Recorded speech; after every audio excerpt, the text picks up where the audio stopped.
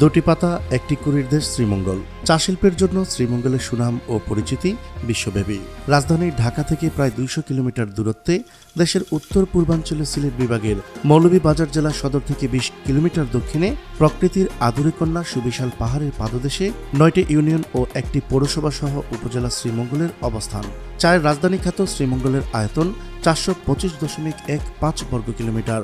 ভ্রমণ বিলাসীদের কাছে এই এলাকাটি যেন তীর্থস্থান, প্রকৃতিপ্রেমীদের আপন নীড়, যেন সৃষ্টিকর্তার নিজ হাতে গড়া দৃষ্টিনন্দন শহর শ্রীমঙ্গল। প্রকৃতিপ্রেমী মানুষ কেন ছুটে আসেন শ্রীমঙ্গলে, কি আছে এই শ্রীমঙ্গলে, তা জানাবো আজকের এই ভিডিওতে। চলুন শুরু করা যাক। দেশের পাহাড়ি ও ঘন বনাঞ্চল এলাকায় বৃষ্টিপাত বেশি হয়, আর শ্রীমঙ্গলে পাহাড় ও ঘন বনাঞ্চল থাকায় এখানে দেশের সবচেয়ে বেশি বৃষ্টিপাত ও শীত পড়ে।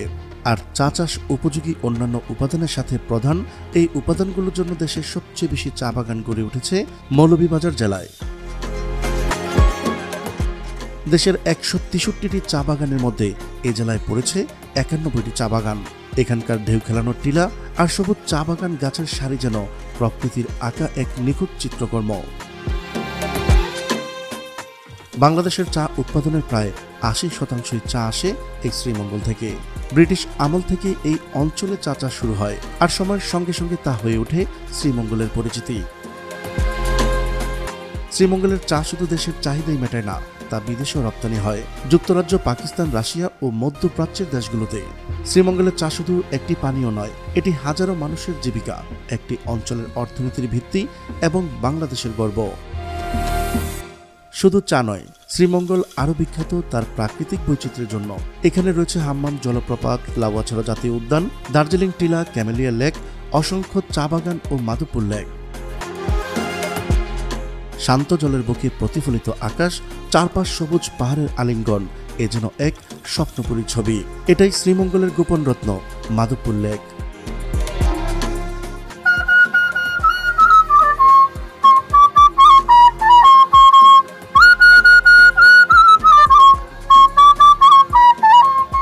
আমরা প্রথমে একজাক তরুণদের সাথে দেখা হয় যারা এই মাধবপুর লেক ঘুরতে এসছেন।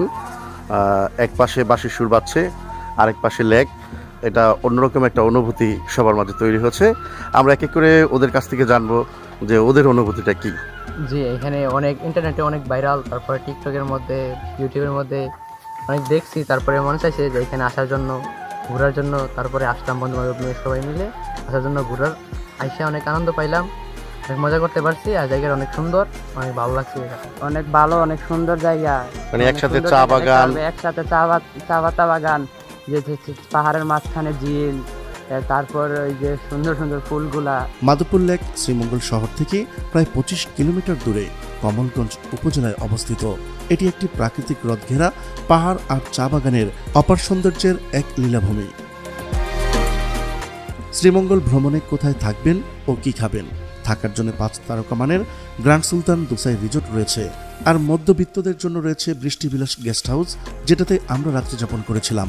এখানে রয়েছে খাবারের ব্যবস্থা। তাছাড়াও অল্প একটু দূরে রয়েছে স্থানীয় বাজার, চাইলে সেখানেও খাওয়া দাওয়া করতে পারেন। কিভাবে যাবেন? ঢাকা থেকে রেল কিংবা সড়ক পথে সরাসরি শ্রীমঙ্গল যাওয়া যায়। ঢাকার ফকিরাপুল ও সায়দাবাদ থেকে হানিফ এন্টারপ্রাইজ, শ্যামলী পরিবহন, সিলেট এক্সপ্রেস সহ অসংখ্য পরিবহনের বাস যায় শ্রীমঙ্গল। প্রিয় দর্শক, আজ এই পর্যন্তই। দেখা হচ্ছে পরবর্তী ভিডিওতে। ততক্ষণ পর্যন্ত মহান আল্লাহ তাআলা সবাইকে ভালো রাখুক, সুস্থ রাখুক। আল্লাহ হাফেজ।